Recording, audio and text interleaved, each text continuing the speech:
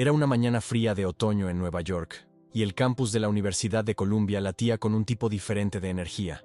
Las hojas doradas que caían de los árboles contrastaban con los pasos apresurados de estudiantes y académicos en dirección al auditorio central, donde se celebraría la Conferencia Internacional de Pensamiento y Ciencia. Era el tipo de evento que atraía a mentes brillantes, egos inflados y a un público ávido de ideas provocadoras. En el centro de todo esto, se destacaba el nombre del profesor Sebastian Foster, autor de bestsellers sobre ateísmo moderno y conocido por su retórica despiadada contra cualquier forma de espiritualidad. Con su cabello canoso siempre perfectamente peinado, gafas de montura fina y una sonrisa ladeada que los alumnos describían como demasiado inteligente para ser amable, Foster era esperado como la atracción principal del día. En el fondo del auditorio repleto, entre doctores, jóvenes científicos y curiosos internacionales, se sentaba un hombre de expresión serena y postura inquebrantable, Chuck Norris. Sin focos, sin comitiva, sin anuncio. Vestía un abrigo marrón de cuero envejecido y botas que parecían haber pisado muchos terrenos difíciles. Para quienes lo reconocían, era difícil asociar aquel ícono de las películas de acción al ambiente intelectual de la conferencia. Pero allí estaba él, discreto, atento, con una mirada que atravesaba palabras y percibía intenciones. Nadie sabía exactamente por qué había acudido. Quizás por curiosidad, quizá con un propósito. Pero algo era seguro. No estaba allí por casualidad. El silencio fue roto por aplausos cuando Sebastian Foster subió al escenario. Caminaba con la seguridad de quien ya había dominado ese terreno muchas veces. Tomó el micrófono, y antes incluso de saludar al público, lanzó la primera provocación. La humanidad ya no necesita muletas espirituales. La ciencia ya camina por sus propios medios. Se escucharon risas contenidas en la audiencia, especialmente de los alumnos más jóvenes. Foster era un maestro para captar la atención, no con empatía sino con osadía. Proyectaba gráficos, citaba estudios, desmontaba textos sagrados con pasajes cuidadosamente seleccionados para parecer absurdos. Con cada argumento, su voz ganaba en confianza y la atmósfera se volvía más cargada. Era como si cada palabra estuviera allí para vencer, no para convencer. A medida que la ponencia avanzaba, el tono cambió. Foster dejó de lado los datos y se entregó al sarcasmo. Ridiculizó experiencias religiosas como alucinaciones emocionales. Llamó a la fe un atestado de pereza mental. Dijo que cualquier adulto que aún creyera en Dios estaba, en el mejor de los casos, intelectualmente deshonesto. Algunos rieron. Otros permanecieron en silencio.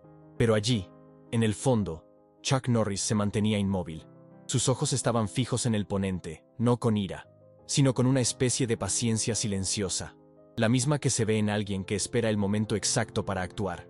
Y cuando Foster concluyó su discurso con la frase «Dios está muerto, y fue la ciencia quien lo mató», Chuck se levantó, con calma, sin prisa, y toda la sala, como si algo invisible hubiera cambiado en el aire, se silenció en un segundo. En el escenario, Foster dio un paso atrás, sorprendido por el movimiento inesperado. Nadie esperaba una intervención, mucho menos de Chuck Norris. Sin micrófono, sin elevar la voz, él habló. Y su voz, aunque baja, atravesó el auditorio como una hoja afilada. «Profesor Foster, ¿puedo hacerle algunas preguntas?» La audiencia giró el cuello al unísono. El ambiente cambió. No era un enfrentamiento, todavía. Foster, en un gesto que oscilaba entre la ironía y el desafío, cedió. «Claro, señor Norris. Siempre he admirado sus películas. Ahora veremos su pensamiento». Algunos rieron nerviosos. Chuck avanzó hacia el frente del auditorio. No había guión, ni diapositivas, ni ensayo. Solo una presencia firme, tranquila, casi ancestral. Comenzó con una pregunta, simple pero desconcertante. ¿La ciencia puede explicar por qué la verdad importa?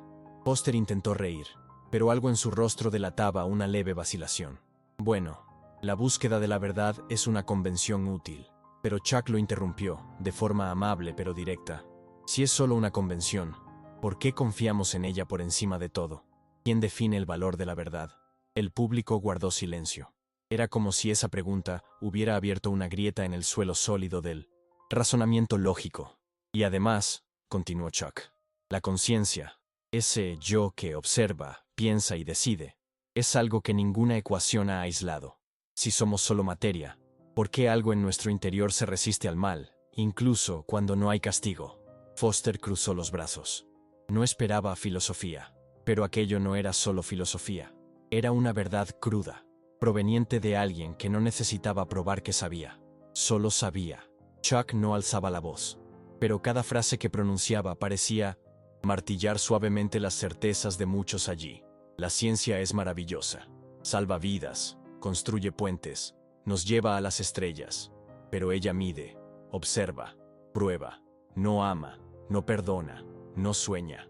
El silencio en la sala se volvía cada vez más denso, como si los propios pilares de la razón estuvieran a punto de escuchar algo que nunca habían considerado. Chuck caminaba despacio por el escenario, con las manos cruzadas en la espalda, como un viejo maestro que conocía el peso de cada palabra. La ciencia puede decir lo que es, pero jamás lo que debe ser. No hay fórmula para la compasión. No hay experimento que justifique el sacrificio de una madre por su hijo. Y aún así, sabemos que esas cosas son reales. Indiscutiblemente reales. Foster intentaba mantener el control de la situación, pero su expresión ya no era la misma. La mirada segura había dado paso a una inquietud sutil, como la de quien es desafiado en un territorio que no domina.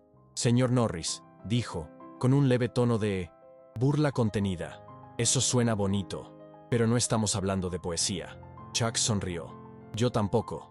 Estoy hablando de todo aquello que hace que la vida valga la pena. Amor, esperanza, justicia. Ninguna de esas cosas puede ser probada en un laboratorio, pero todos sabemos cuándo están presentes y cuándo no lo están. Una de las alumnas en la primera fila, hasta ese momento inclinada hacia adelante con escepticismo, cruzó los brazos y se recostó en la silla, pensativa. Algo estaba cambiando. No, era una victoria declarada. Era como si el suelo de las convicciones estuviera temblando, suave, pero firmemente. Chuck entonces se volvió hacia el público y formuló otra pregunta, esta vez mirando a los ojos de los presentes. ¿Cuántos de ustedes han sentido en silencio que existe algo más grande? Algo que no cabe en un gráfico, pero que late dentro de ustedes cuando miran al cielo o toman la mano de alguien a quien aman. Algunas manos se levantaron tímidamente. Un gesto pequeño, pero poderoso. Chuck continuó. No estoy aquí para convencer a nadie de nada, pero negar esa dimensión es como amputar la mitad de la experiencia humana. La ciencia responde al cómo, la fe, al por qué, y un ser humano necesita ambos. Era imposible ignorar lo que estaba sucediendo. Un hombre sin títulos académicos, sin PowerPoint, sin arrogancia, estaba desarmando a uno de los intelectuales más respetados de la universidad, solo con presencia, verdad y preguntas que venían de un lugar más profundo. Foster, visiblemente incómodo, intentó recuperar el control con una réplica técnica. Pero, señor Norris, esos sentimientos son respuestas neurológicas, reacciones químicas evolutivas. La fe es un subproducto de la supervivencia social. Chuck asintió, respetuoso. Puede ser, pero incluso eso exige un grado de fe, porque no estás explicando por qué existen esos sentimientos. Solo estás describiendo cómo se manifiestan. Es como confundir el mapa con el territorio. Dio un paso adelante. Puedes medir las ondas cerebrales cuando alguien dice, te amo. Pero eso no explica el amor. Solo muestra que algo ocurre en el cerebro mientras éste existe. Foster abrió la boca para responder, pero no encontró una frase inmediata. Por primera vez esa mañana, el maestro del sarcasmo quedó en silencio. El público ya no solo escuchaba, estaba completamente inmerso. Algunos tomaban notas frenéticamente. Otros miraban el escenario con una expresión de asombro, como si estuvieran presenciando algo histórico. Chuck aprovechó la pausa de Foster y retomó, ahora con una calma casi solemne. Profesor, usted mencionó que Dios está muerto. Pero dígame, ¿por qué entonces persiste el deseo de sentido? ¿Por qué, incluso después de siglos de progreso, las preguntas fundamentales continúan? ¿Quiénes somos? ¿Por qué estamos aquí?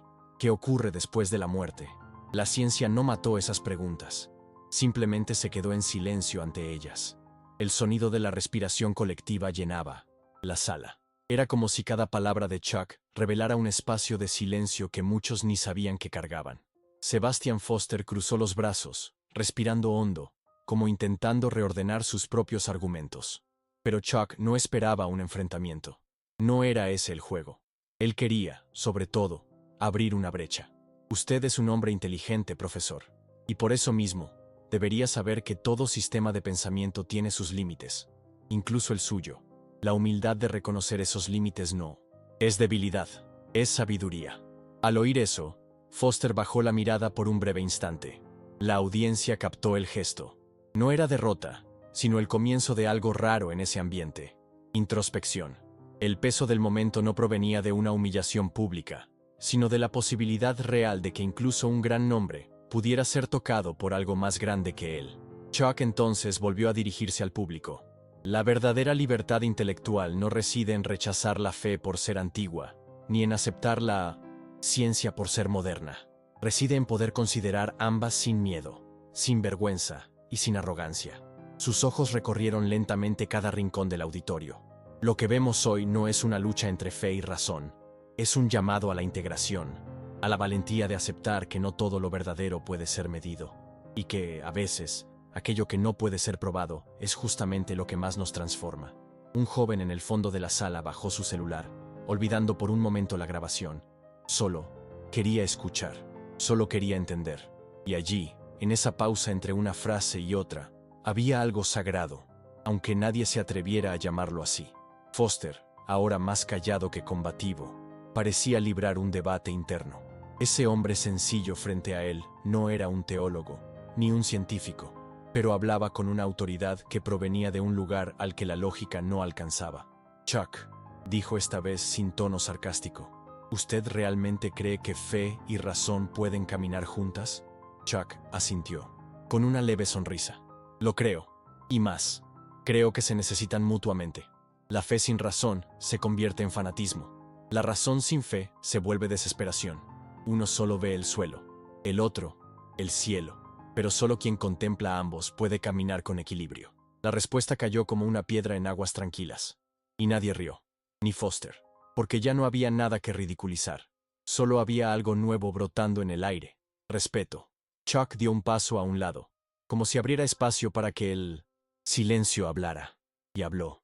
El auditorio, acostumbrado a debates acalorados y a la búsqueda de quien venciera el argumento, ahora estaba invadido por un silencio diferente. No el de la derrota, sino el de la escucha. Era como si todos allí hubieran sido recordados de algo olvidado, que la sabiduría no grita, no humilla, no necesita vencer, simplemente se impone por su presencia. Uno de los organizadores del evento, sentado al costado del escenario, miraba a Chuck como quien asiste a un temblor, gentil, una fuerza que no destruye, sino que reorganiza todo a su alrededor. Incluso los más escépticos parecían menos seguros de sus certezas. Finalmente, Foster rompió el silencio. «Usted me ha dado mucho en qué pensar», dijo, con un tono de sinceridad que rara vez se oía provenir de ese púlpito. Quizás haya confundido la fe con la superstición, y la arrogancia con la claridad. Chuck no respondió con palabras, solo asintió, respetuosamente. Esa fue la respuesta suficiente. Luego, el profesor miró al público como si pidiera perdón sin decir nada. La transformación no era teatral, sino palpable. Algunos de los alumnos más fervientes defensores del cientificismo puro desviaban la mirada, como si se enfrentaran consigo mismos por primera vez. Y Chuck, sin aprovechar el momento para exaltarse o reforzar su discurso, simplemente dijo: «A veces, lo más sabio que se puede hacer después de un debate es reflexionar en silencio». El moderador del evento, sorprendido por el giro que había tomado la conferencia, se acercó al micrófono, vacilante. «Creo que acabamos de presenciar algo que no estaba en el programa, pero que, definitivamente, quedará en la memoria de esta universidad». La audiencia reaccionó con un tímido aplauso que, en segundos, se transformó en una ovación, no solo por la intervención de Chuck, sino por ese raro momento de verdad, humanidad y reflexión. Foster se retiró del púlpito con pasos lentos, como quien carga el peso de una nueva pregunta. Mientras tanto, Chuck salía discretamente, sin buscar focos, de la misma manera en que había entrado, sereno, completo, íntegro, y quizá por eso mismo, imposible de ignorar. Afuera, una fina lluvia comenzaba a caer sobre el campus de Columbia. Algunos estudiantes se agrupaban bajo los toldos para conversar sobre lo que acababan de presenciar. «Desmontó todo, sin atacar a nadie», comentó una joven con los ojos aún vidriosos. «Nos hizo pensar». «De verdad», dijo otro, ajustándose las gafas con manos temblorosas. Mientras tanto, un joven que había grabado todo con su celular ya subía el video a las redes sociales. En pocos minutos, los comentarios comenzaron a explotar. ¿Quién iba a decir que Chuck Norris haría eso? Esta clase debería impartirse en todas las universidades del mundo. No argumentó, iluminó, y así, sin guión, sin intención de volverse viral, ese momento empezó a resonar mucho más allá de las paredes del auditorio. En las horas siguientes, el video se difundió como pólvora digital. Portales de noticias, canales académicos y foros de debate comenzaron a discutir el episodio que ya era llamado El día en que la fe confrontó a la razón y sonrió. Teólogos, científicos y filósofos se manifestaron, divididos entre críticas y admiración. Algunos tildaron el discurso de Chuck de simplista, otros de revolucionario. Pero nadie podía ignorar la fuerza de ese momento. No porque hubiera ganado un debate, sino porque había tocado algo que muchos evitaban, la duda que queda cuando las certezas se disuelven. Y era esa duda la que ahora se esparcía, más que el propio video. Una inquietud que no buscaba seguidores, sino reflexión. Esa misma noche, Sebastian Foster se encerró en su oficina en el campus, lejos de las cámaras y el bullicio. Frente al espejo, se miró durante largos minutos, como si buscara una grieta en su propia imagen. Sobre su mesa reposaba una pila de libros que él mismo había escrito, con títulos como El mito de la fe y La ilusión del alma.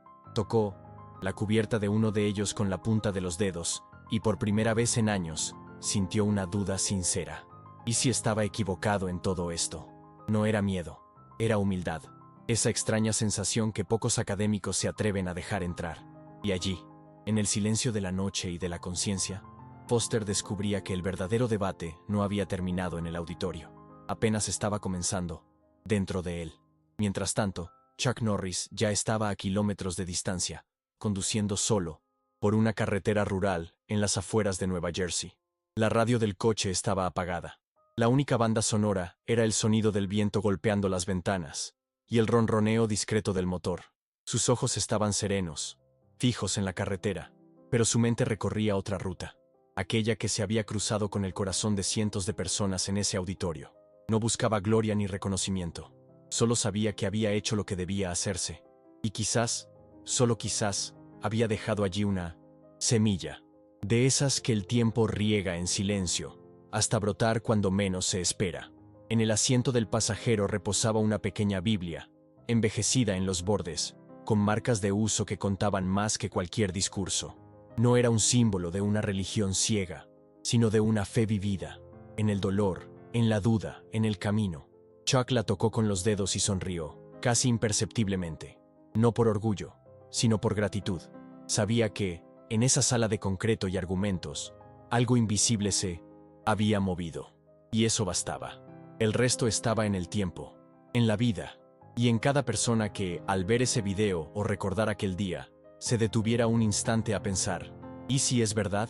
Días después, la universidad emitió un comunicado oficial reconociendo que el evento había sobrepasado los límites previstos, pero también destacando el valor de la libertad intelectual demostrada en aquel encuentro.